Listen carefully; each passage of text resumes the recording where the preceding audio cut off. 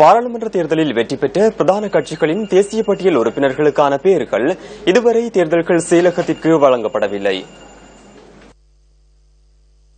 தேசிய பட்டியல் மூலமான பாராளுமன்ற உறுப்பினர் பதவிகளுக்காக நியமிக்கப்படும் பிரதிநிதிகளின் பெயர்களை எதிர்வரும் 26ஆம் தேதிக்கு முன்னர் அறிவிக்க வேண்டும் என தேர்தல்கள் செயலகம் குறிப்பிட்டுள்ளது.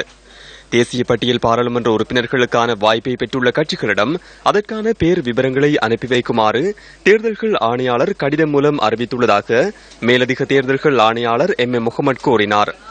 பாராளுமன்ற தேர்தலில் அதிக விருப்பு வாக்குகளை பெற்று தெரிவாகியுள்ள உறுப்பினர்களின் பெயர்கள் இன்று வர்த்தமானியில் பிரசுரிக்கப்பட்டுள்ளதாக மேலதிக தேர்தல்கள் ஆணையாளர் மேலும் குறிப்பிட்டார்.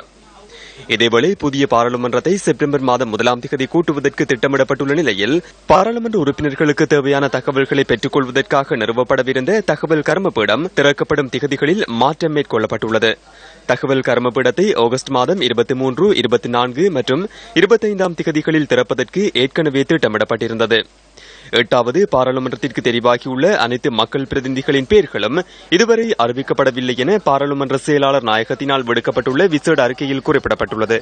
இதன் காரணமாக பாராளுமன்ற உறுப்பினர்களுக்கான தகவல்கள் மற்றும் ஆவணங்களை விநியோகிப்பதற்காக திறக்கப்படவுள்ள தகவல் கர்மபீடம் ஆகஸ்ட் 24, 25 மற்றும் 26ஆம் தேதிகளில் திறக்கப்படும் என்றும் பாராளுமன்ற செயலாளர் நாயகத்தின் அறிக்கையில் தெரிவிக்கப்பட்டுள்ளது. இலகுவாக பாராளுமன்றத்தினுள் பிரவேசிப்பதற்காக உறுப்பினர்கள் தமது தேசிய அடையாள அட்டை அல்லது தங்களின் அடையாளத்தை உறுதிப்படுத்தக்கூடிய வேறு ஆவணங்களை எடுத்து வர வேண்டும் எனவும் அந்த அறிக்கையில் கூறப்பட்டுள்ளது.